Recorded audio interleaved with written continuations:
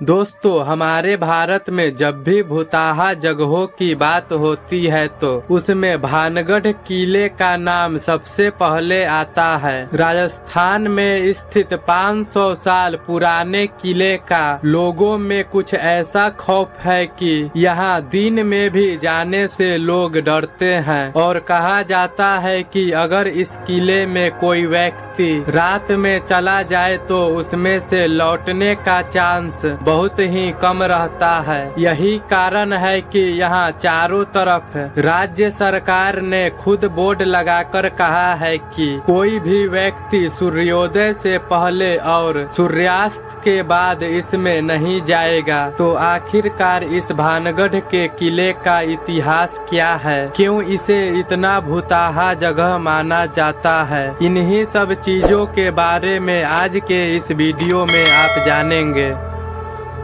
दोस्तों, भानगढ़ के इस किले का निर्माण आमेर के शासक राजा भगवान दास ने सन 1573 में अपने छोटे बेटे माधव के लिए बनवाया था। उस समय यह किला बहुत ही खुशहाल रहता था और इसके आसपास बहुत ही घनी आबादी थी। लेकिन एक समय ऐसा अनहोनी हुआ कि यह खुशहाल सा दिखने वाला किला भुताहा बन गया। यही कारण है कि यहाँ के लोग इस जगह को छोड़कर दूसरे जगह चले गए और यह किला चारों तरफ से वीरान हो गया, जिसके कारण यह किला देखने में बहुत ही डरावना लगता है। लोगों का कहना है कि इस किले में चीखने चिल्लाने की आवाज आती है। तो आखिरकार इस किले को भुताहा और शापित क्यों माना जाने लगा? दरअसल इस किले को भुताहा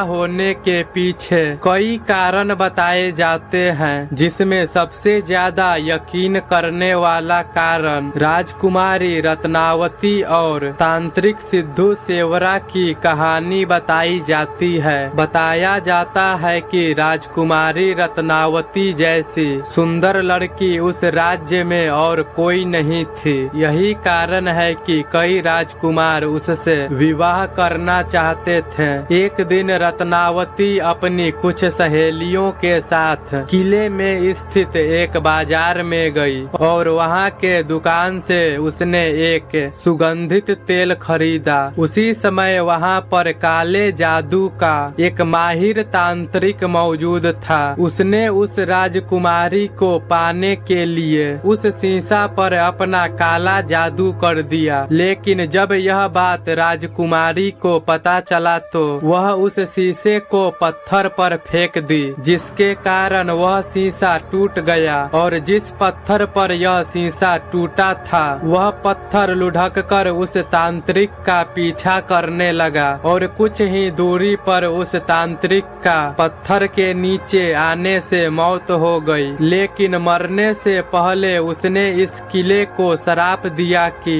जल्द ही तुम लोग मारे जाओगे और तुम्हारी आत्माएं इसी किले में भटकती रहेगी। और इस घटना के कुछ दिन बाद ही अजबगढ़ और भानगढ़ के बीच भयंकर युद्ध हुआ। इस युद्ध में किले में रहने वाले लोगों के साथ साथ वहां के राजकुमारी की भी मौत हो गई। इस किले के बारे में एक और कहानी बताई जाती है कि जब इस किले का निर्माण हो रहा था तो वहां पर एक साधु रहते थे। जब इस किले को बनवाने के लिए साधु से अनुमति मांगी गई तो साधु ने अपनी एक शर्त के साथ अनुमति दे दी। उस साधु का कहना था कि किले का छाया उसके आश्रम पर नहीं पड़ना चाहिए, लेकिन इस बात को गंभीरता से नहीं लिया गया और जब किला बनकर तैयार हुआ तो उसकी छाया साधु के आश्रम पर पड़ने लगा, जिसके बाद साधु ने गुस्से में आकर श्राप दिया, जिसके बाद भानगढ़ किला पूरी तरह से बर्बाद हो गया और भूतिया किला बन गया। भानगढ़ का किला भारत के सबसे प्रेतवाहित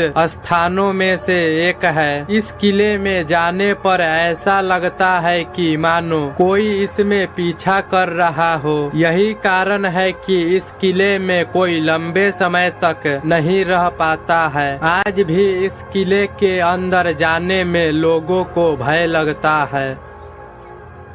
तो दोस्तों यही था भानगढ़ किले का भूताहा होने का इतिहास। आपको यह वीडियो कैसा लगा कमेंट में जरूर बताएं और वीडियो को एक लाइक तथा चैनल को सब्सक्राइब कर बेल आइकन को ऑल पर प्रेस कर ले। तो चलिए मिलते हैं ऐसे ही किसी और टॉपिक के साथ अगले वीडियो में।